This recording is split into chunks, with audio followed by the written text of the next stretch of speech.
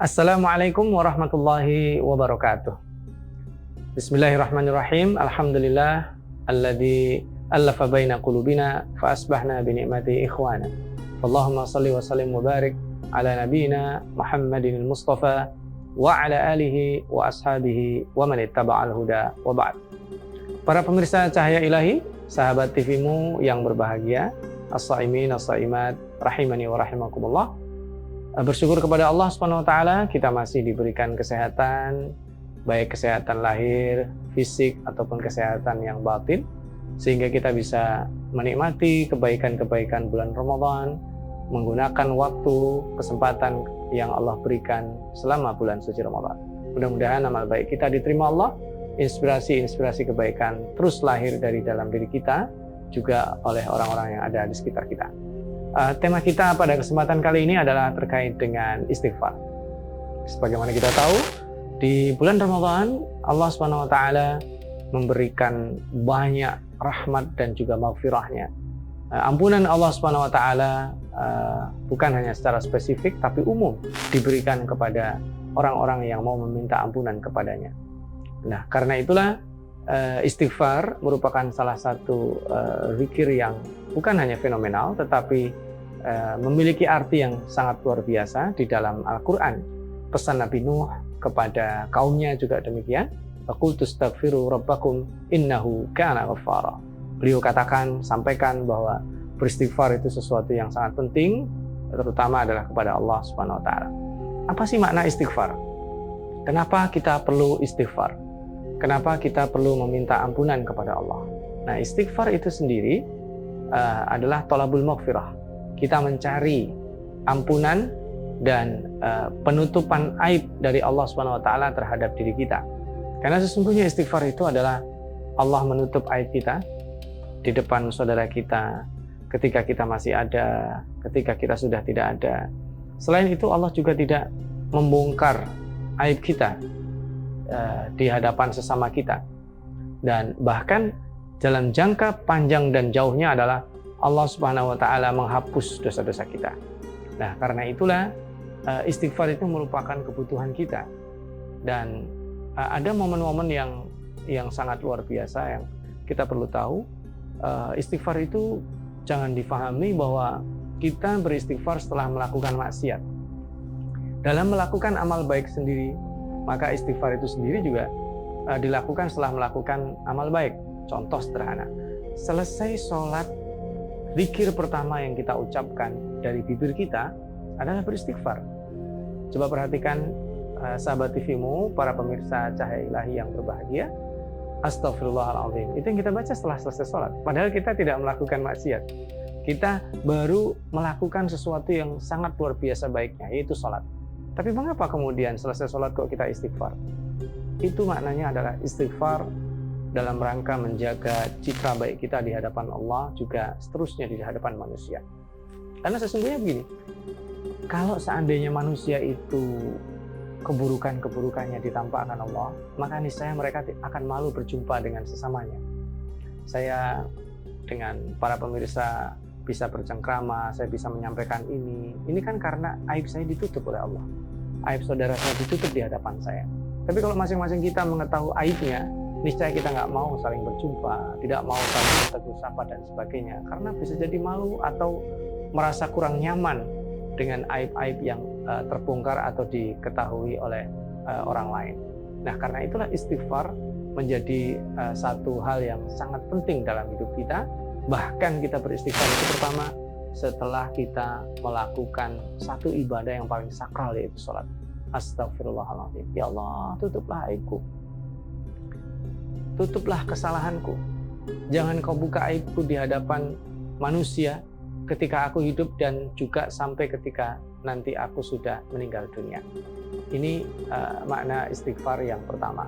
Yang kedua, istighfar itu selain menutup aib itu adalah artinya pengampunan.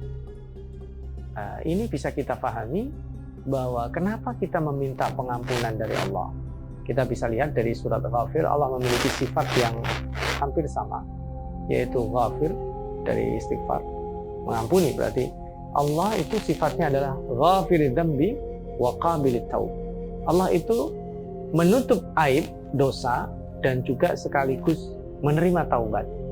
Kaidahnya luar biasa.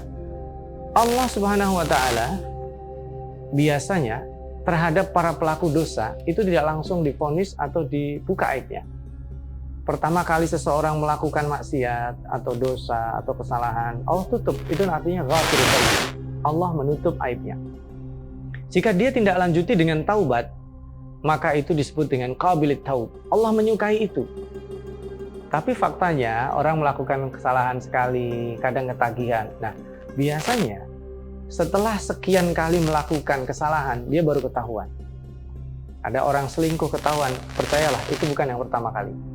Ada orang mencuri ketahuan, percayalah itu bukan pencurian yang pertama kali. Tapi ada orang selingkuh baru pertama ketahuan, itu namanya apes. Kaidahnya nggak begitu. Jadi biasanya orang melakukan kesalahan, melakukan dosa, itu adalah peluang yang diberikan Allah untuk memperbaiki, dia tidak gunakan. Nah, dua sifat Allah, ghafirul dzambi dan ada qabilit taub, saling melengkapi. Dan yang luar biasanya di dalam Al-Quran itu ada sifat Allah selain ghafir, itu ada ghaffarun dan ada ghafurun. Apa sih perbedaan sifat Allah ghafirun, perbedaan sifat Allah ghaffarun, dan perbedaan sifat Allah ghafurun? Tentu ini tidak sama. Di dalam Al-Quran tiga-tiganya ada. Seperti apa perbedaannya? Kita hold sebentar, sahabat TV-mu yang berbahagia, para pemirsa Cahaya Ilahi. Jangan kemana-mana, kita break sejenak. Para pemirsa Cahaya Ilahi, sahabat TV-mu yang berbahagia, jadi apa sih bedanya ghafirun, ghaffarun, dan ghafurun? Tiga-tiganya ada di dalam Al-Quran. Ghafirun seperti yang tadi disebutkan di surat Ghafir itu, ghafirul dzambi wa qabilit taub. Artinya Allah Maha Pengampun. Ghaffarun juga Allah Maha Pengampun. Ghafurun juga Allah Maha Pengampun. Yang membedakan adalah ghafirun ini bentuk narasi yang biasa, bahwa Allah SWT mengampuni dosa yang pertama dilakukan atau dosa kecil. Jadi first time-nya. Lalu kenapa Allah menyebut Ghaffar? Ini superlatif tingkat 1. Kalau Allah menyediakan dirinya mengampuni dosa-dosa menengah, melakukan dosa diulang 2-3 kali, tingkatnya sudah, levelnya sudah menengah, itu Ghaffarun. Wa inni la ghaffarun liman taba wa amana wa amila shalih. Dalam surat Thaha juga disebutkan. Tapi yang menarik adalah di dalam Al-Quran bukan ghafirun atau ghaffarun yang paling banyak. Yang sering disebut di dalam Al-Quran adalah ghafurun, yaitu bentuk superlatif yang paling tinggi dari Allah Maha Pengampun. Dan itu maknanya ghafurun adalah zat yang menyediakan dirinya untuk mengampuni dosa-dosa besar, dosa-dosa yang sering dilakukan oleh manusia. Jadi Allah Subhanahu wa taala ghafurun dan biasanya ditambah rahimun. Ini menarik karena sifat rahmat Allah itu dominan, dan justru setelah Allah mengampuni itu Allah menyayangi. Dan ghafurun adalah, kalau boleh dianalogkan, itu Allah mengampuni dosa yang gede banget, yang sering dilakukan manusia, yang besar sekali, tapi Allah tetap menunggu kita untuk insaf dan kembali kepadanya. Biasanya setelah itu Allah tambah sayang kepada kita. Nah, kalau manusia gini nih, ada orang punya kesalahan gede sama saya, sulit bagi saya mengampuni, memaafkan dia. Kalau saya mempraktekkan dengan sifat ini, harusnya saya perlahan-lahan berusaha mengampuni dan memaafkan dia. Dan setelah memaafkan dia, itu kemudian saya tambah sayang sama dia. Kalau dia dari luar kota, kamu ada bekal nggak? Kamu udah makan belum? Kamu tidur di mana? Tapi rasa-rasanya itu sulit ya, para pemirsa Cahaya Ilahi. Udah dimaafin aja udah untung. Tapi Ghafurun Rahim itu sifat Allah. Artinya, pada saat kita di bulan Ramadan ini, Allah menurunkan rahmatnya. Salah satu rahmat yang paling utama adalah Allah mengampuni dosa-dosa kita. Karena di dalam hadisnya, stimulan yang diberikan oleh Rasulullah SAW kan begitu. Man shoma Ramadana imanan wahtisaba ghufira lahu ma taqaddama min dzambihi.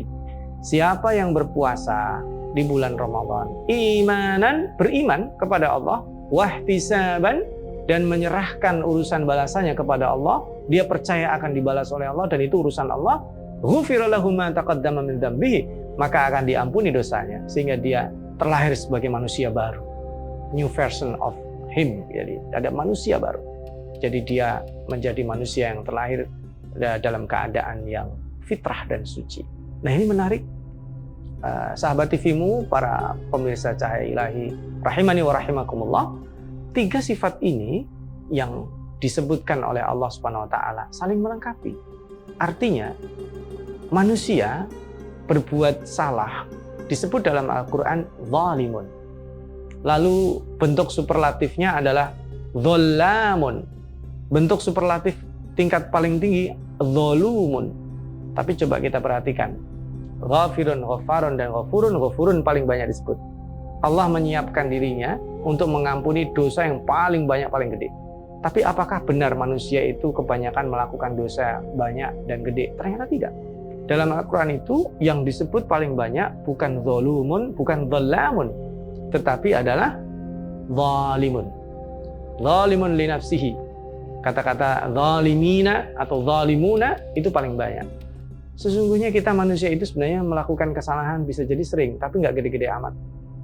Ada kok yang melakukan dosa besar? Jarang. Manusia itu lebih kepada sombong, dia lalai sehingga mengulangi kesalahan-kesalahan kecil kalau dibiarkan menjadi sesuatu yang besar. Tetapi bukan berarti kita menyepelekan dosa, tapi Allah menanti kita terbuka bagi siapa saja yang mau beristighfar.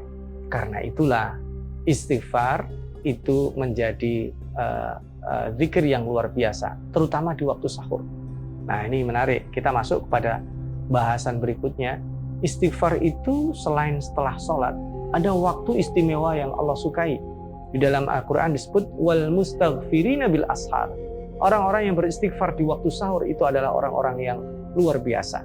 Orang-orang yang akan dirahmati Allah lebih adalah ketika zikir di waktu sahur. Betul, kita bisa baca tasbih, kita bisa baca sholawat, kita bisa baca yang macam-macam. Tapi kalau kita kemudian, saya enaknya apa ya?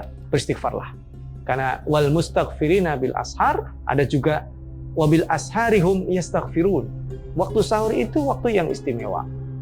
Jadi ketika kita sahur sambil memakan sahur, beristighfar. Mungkin para pemirsa menyaksikan ini juga di waktu sahur, beristighfar.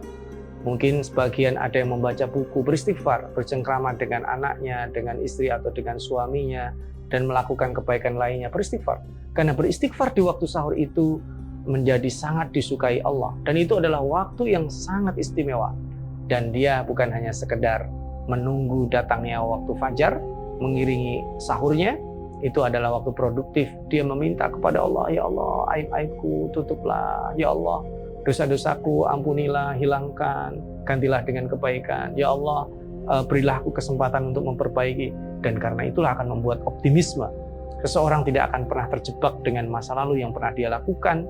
Dia optimis karena Allah akan tutup aibnya. Baik ketika dia ada ataupun nanti ketika dia sudah meninggal dunia.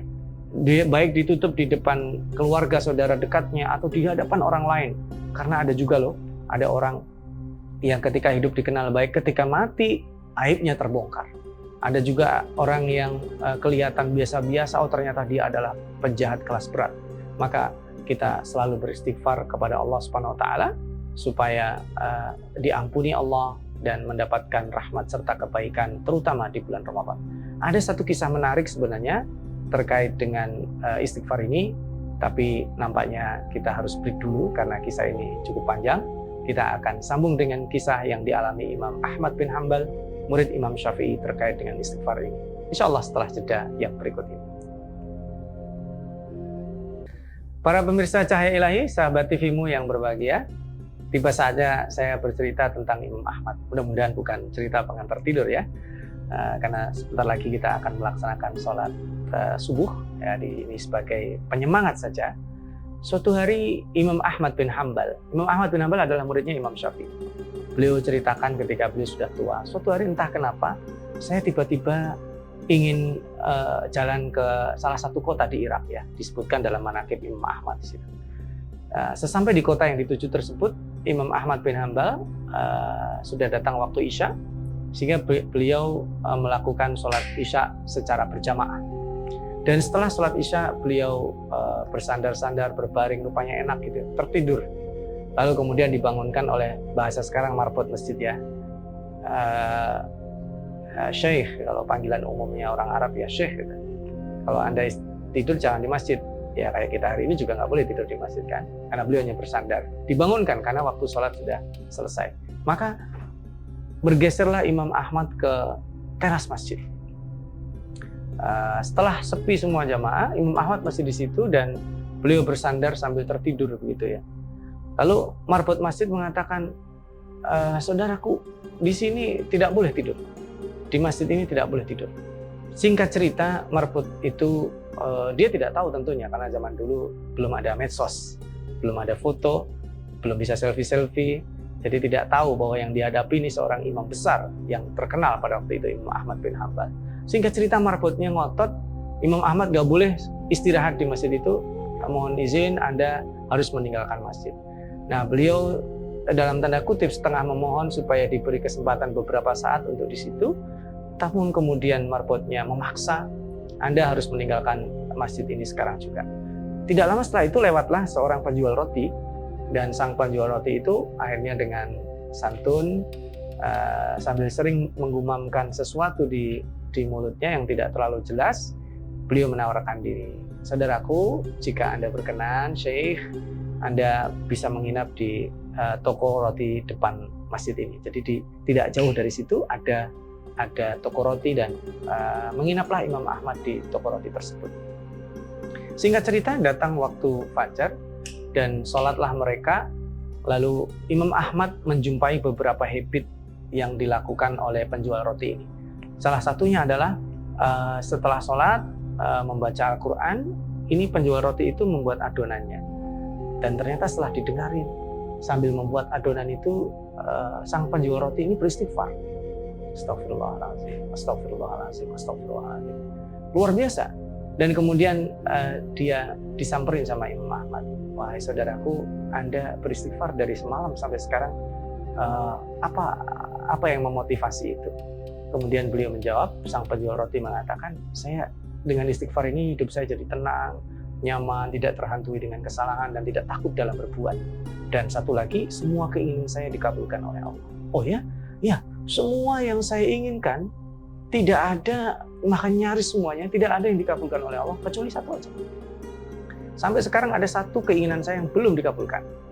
Tapi saya pasti yakin tinggal menunggu waktu saja. Apa itu keinginan kamu yang belum dikabulkan? Keinginan saya yang belum dikabulkan itu satu. Apa itu? Yaitu saya ingin berjumpa dengan seorang alim yang bernama Ahmad bin Hanbal. Subhanallah. Imam Ahmad terenyuh hati.